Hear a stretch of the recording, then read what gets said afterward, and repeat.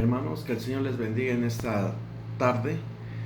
Me da mucho gusto poder estar con ustedes a través de estos medios, que aunque no es lo idóneo para mí, pero bueno, hacemos uso de estas herramientas ante la contingencia en la que estamos, el problema de salud que ya todos conocemos, pero eso no nos detiene. Esto nos impulsa a seguir hablando de la palabra de Dios, porque a final de cuentas estos son señales de que la palabra de Dios es cierta, de lo que está escrito ahí, aunque hoy mucha gente lo ignora, hoy mucha gente lo trata de negar la realidad, pero la Biblia es en verdad la palabra de Dios. Y sobre todo, nos muestra que hay un Dios amoroso, que nos ama y que Él desea lo mejor para nosotros. Dice la palabra que Él no quiere que nadie perezca, sino que todos procedan al arrepentimiento.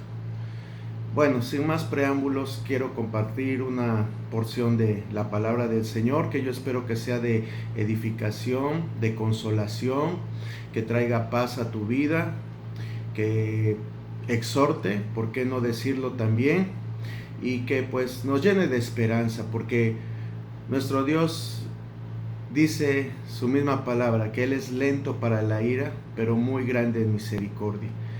Y hoy vamos a ver cómo Dios crea un ambiente propicio para que nosotros volvamos a Él. Si nos hemos descarriado un poquito, más o menos, o si realmente nos hemos descarriado mucho, Él siempre tiene los recursos para llamarnos. Y yo te invito a que en esta hora abras tu Biblia en el libro de Oseas, capítulo 2. Solamente vamos a leer el verso 14. Oseas, capítulo 2, verso 14. Te lo voy a leer, dice: pero he aquí que yo la atraeré y la llevaré al desierto y hablaré a su corazón. Nuevamente te lo voy a leer, dice: pero he aquí que yo la atraeré y la llevaré al desierto y hablaré a su corazón. Vamos a pedir que Dios sea el que hable, que no sean solamente mis palabras sin el poder del Espíritu Santo no sirven para nada en realidad, y que no nos entre por un oído y nos salga por el otro, sino que en realidad aprendamos en esta hora, tanto usted como yo, que el amor de Dios es grande y que todas las cosas, como su misma palabra lo dice, nos ayudan para bien. Señor, en esta hora te damos gracias por esta oportunidad que nos das de estar juntos como iglesia, aunque sea por estos medios. Yo sé que tú en medio de cada circunstancia tienes propósitos, y yo te pido que a cada uno de mis hermanos les hagas ver esos propósitos que tú tienes. Yo creo que ya es tiempo de que empecemos a practicar lo que hemos dejado de hacer, que empecemos a buscarte con firmeza, con solicitud, con entendimiento, y que todas nuestras viejas prácticas, Señor, en el nombre de tu Hijo amado Jesucristo, desaparezcan de nuestra vida. Esas prácticas que no nos han llevado sino únicamente a la ruina, tanto espiritual como material.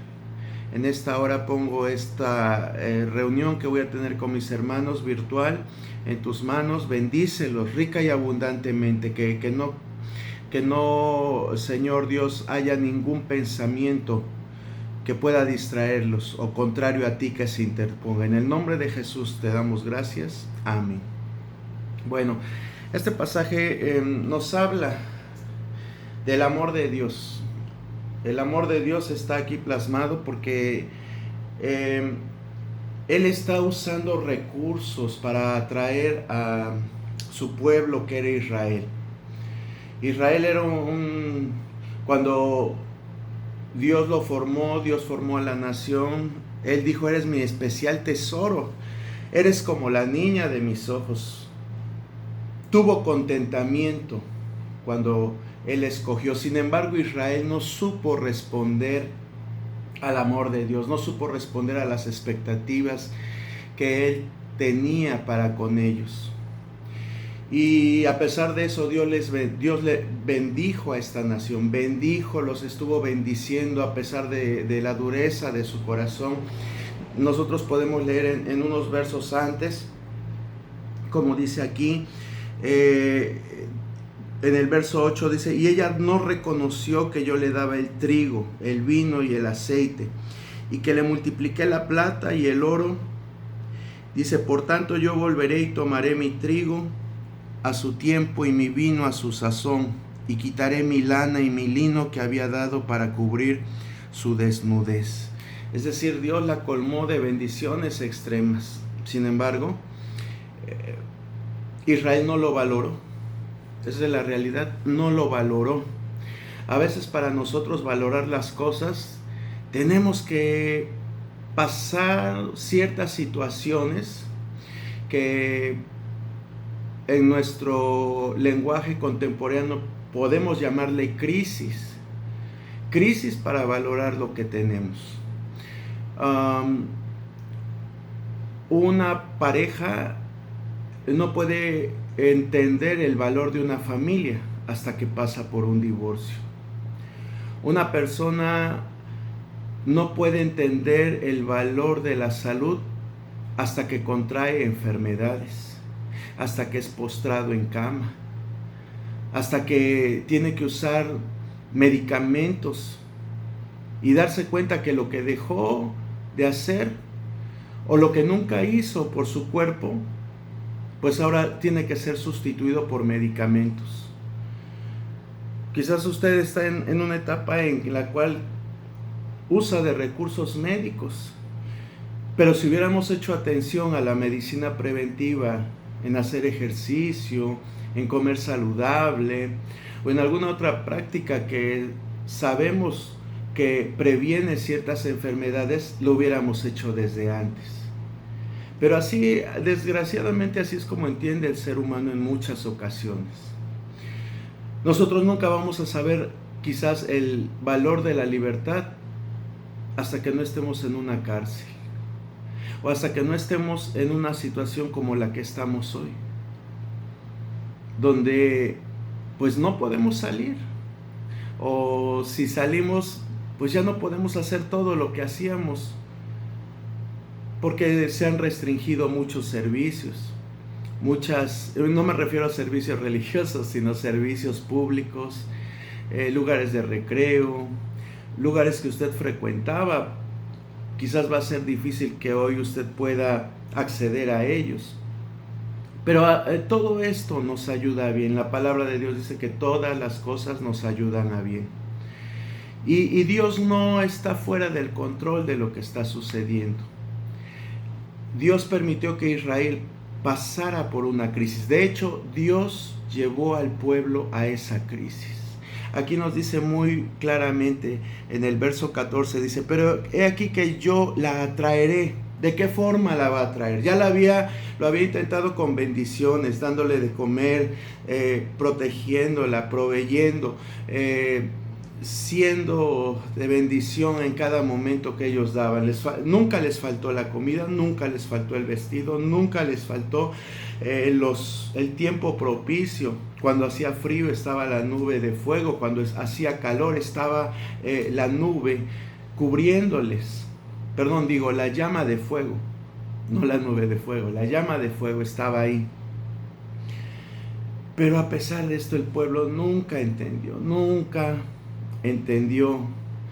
Vuelvo a repetir, como a veces pasa en nuestra vida, cuando tenemos las cosas no las valoramos. Como cuando a un hijo se le muere la madre y va al sepulcro a chillarle, a llorarle y decirle: mamá, no te mueras, con lágrimas en sus ojos. Pero ¿qué hacíamos cuando estaba viva? ¿O qué hacían cuando estaba viva? Gritarle, ofenderla. Y un dicho muy popular dice: nadie sabe lo que tiene hasta que lo ve perdido. Y ante esa dureza de nuestro corazón, de nuestra naturaleza, Dios lleva al pueblo al desierto.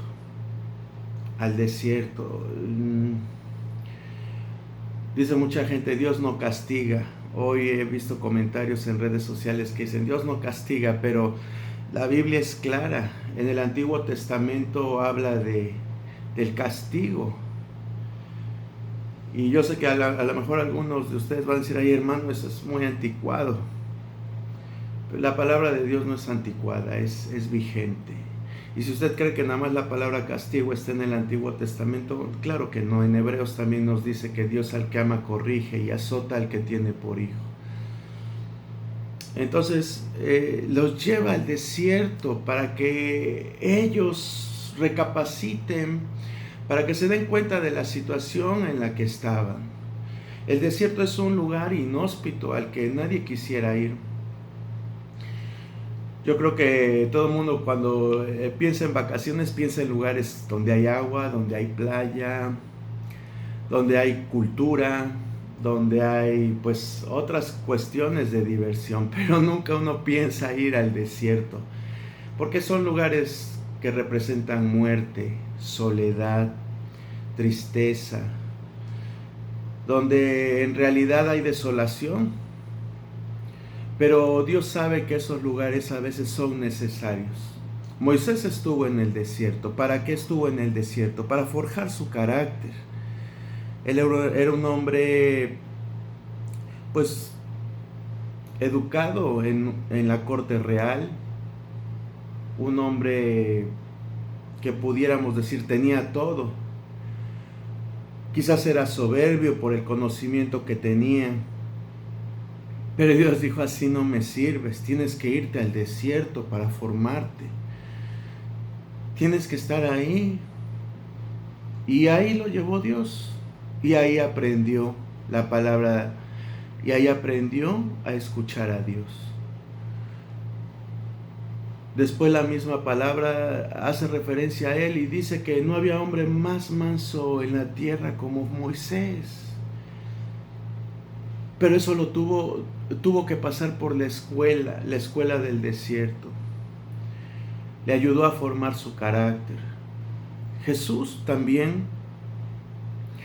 después de que fue bautizado, dice la palabra que en el poder del Señor fue al desierto.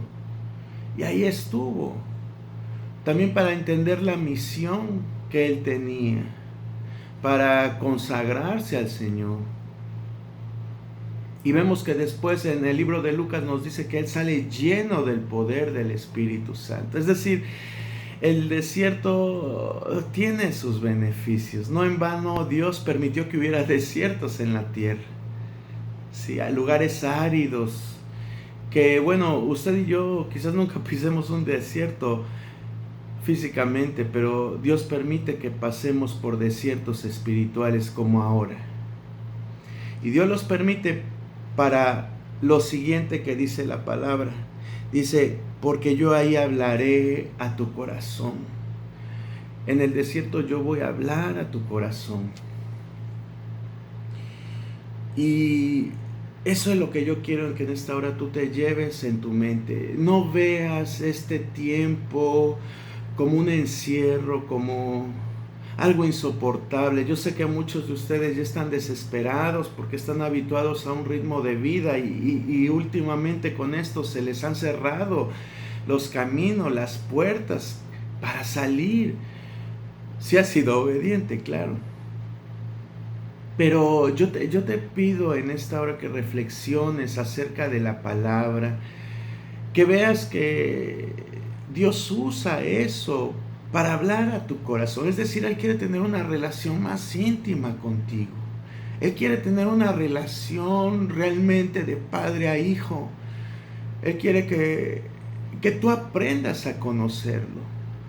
Porque muchos decimos ser cristianos, pero en realidad no conocemos al Señor. De oídas lo hemos oído, pero no hemos visto en realidad su poder. Yo creo que esta generación es una generación que solamente lo que ha escuchado es lo que sabe del Señor, lo que ha leído en la palabra, pero en realidad ver el poder de Dios en su máxima expresión no lo hemos hecho. Y yo creo que estos tiempos son para que reflexionemos y que busquemos con todo nuestro corazón al Señor. Como hizo Daniel, dice, yo me propuse en mi corazón buscar la respuesta del Señor. Él tenía la palabra. Déjame decirte que Daniel conocía la palabra, conocía lo que ya estaba dicho para el pueblo de Israel, pero no sabía en qué momento iba a ocurrir. Entonces él se postra delante del Señor y le ruega y le pide que le muestre. Y Dios en su bondad, al ver el corazón, dice la palabra que el corazón contrito y humillado no lo desecha el Señor. Al ver eso, Dios le da la revelación a Daniel de lo que iba a suceder en los últimos tiempos. Y así a ti y a mí nos puede dar revelación el Señor, hermano.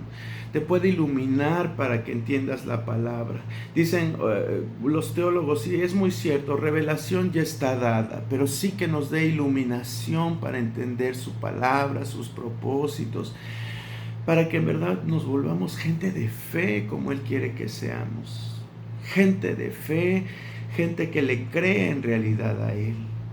Que ante las circunstancias de la vida no nos dobleguemos, que ante las circunstancias que imperan, que son difíciles y que van a ser cada día más difíciles, nuestro espíritu no decaiga.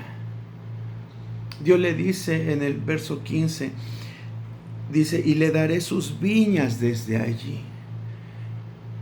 Es decir, el pasar por el desierto siempre te va a traer bendición. Siempre que tú pasas por el desierto, Dios te va a traer posteriormente bendición. Eso no lo dudes, eso no lo dudes. Ahorita tú te sientes quizás como león enjaulado. Espera en el Señor, búscalo, como cuando dice la palabra que Noé halló gracia delante del Señor.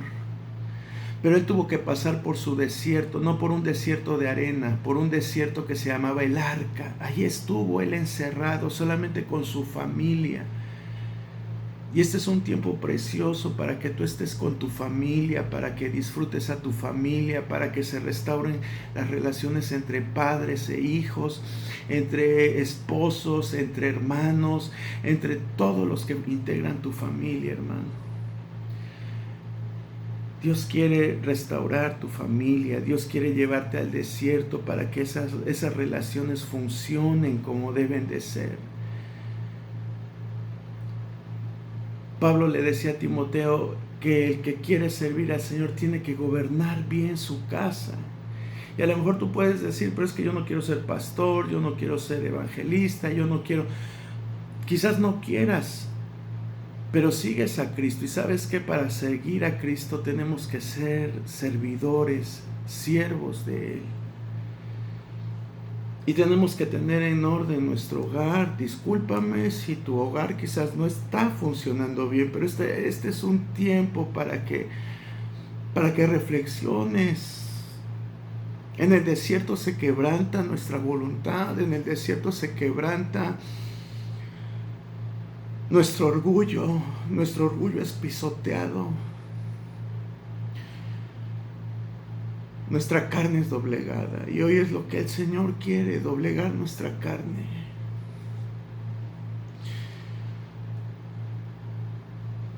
Quiere que seamos como Él. Dice la palabra que Él era un hombre manso y humilde de corazón. Cuesta, sí cuesta. Pero para eso es el desierto, hermano. Para forjar nuestro carácter. Y cuando ya estemos preparados, dice su palabra. De veras que Dios es bueno, hermano. Dice, y le daré sus viñas desde allí. Dice, y el valle de Acor eran lugares fértiles, donde había agua, manantiales. Eran lugares hermosos. Después del desierto, Dios le dice al pueblo, te voy a llevar a un lugar para que lo disfrutes, para que lo valores. Como aquel preso que sale de la cárcel. Ya no sale con la misma mentalidad. Ahora aprende a valorar lo que es la libertad. Como el enfermo de gravedad que sale de la enfermedad. Y ahora aprende a cuidar su salud. y a valorarlo. Así Dios nos pasa para que aprendamos a valorar lo que Él tiene para nosotros. Él no nos los va a quitar si aprendemos la escuela en el desierto. Él, al contrario, lo va a multiplicar. Cuando Job pasa por toda la prueba, se murieron sus hijos, se acabaron sus propiedades, su ganado, vino problemas de salud a su vida. Pasó por un desierto espiritual, pero Dios dice su palabra que el postrer estado vino a ser mejor, hermano. Vino a ser mejor. No veas este tiempo como algo de fastidio. Velo como un tiempo para buscar de Dios, para que Dios cumpla el propósito que tiene en ti, porque dice su palabra que los planes que Él tiene para ti son de bienestar, son de bien. ¿Qué padre si su hijo le pide un pan le va a dar una piedra? O si le pide un pez le va a dar una serpiente. Si nosotros que somos malos padres sabemos dar buenas dádivas a nuestros hijos, imagínate Dios, ¿qué no querrá para ti? Por eso les dice, les daré sus viñas desde allí y el valle de Acor por puertas de esperanza. Y allí contarán como en los tiempos de juventud, y allí cantará como en los tiempos de su juventud, y como en el día de su subida de la tierra de Egipto. Fíjese cómo Dios quería que el pueblo volviera a su primer amor, como le dice a Éfeso, la iglesia de Éfeso en el libro de Apocalipsis.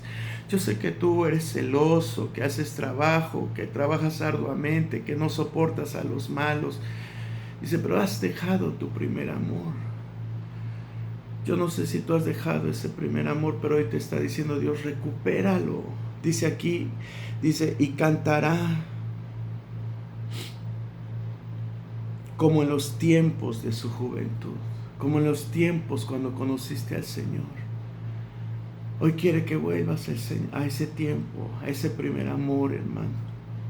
Dice, y como en el día de su subida de la tierra de Egipto. Egipto, ¿qué representa? Egipto, usted sabe que representa el mundo. Cuando el Señor nos rescató del mundo, ¿cómo venimos delante de Él? Hoy quiere Dios que vuelvas a ese primer amor. En esta hora yo te invito a que reflexiones y no te mentalices, no digas es un tiempo de aburrimiento, es un tiempo de soportar, no, es un tiempo de deleite con el Señor. Es un tiempo que Dios preparó para esto. Dice, y la voy a traer y la voy a llevar al desierto porque quiero hablar a su corazón. Dios quiere hablar a tu corazón, hermano. Dios quiere hablar a tu corazón, y en esta hora yo te invito a que le digas al Señor, Dios, guíame porque quizás estoy tomando las cosas mal, negativamente, las estoy tomando como algo tedioso, algo fastidioso, pero yo sé que tú quieres hablar a mi mente. Ayúdame, Señor, ayúdame. Señor, en esta hora te pedimos que esta palabra haga el efecto que tú quieres en el corazón de mis hermanos. Que los lleves, Señor, a encontrar tu rostro, tu voluntad, tu propósito. Que aprendan a escuchar tu voz. Que en verdad podamos verte, Señor, como tú quieres. Toca nuestra vida, toca nuestro espíritu.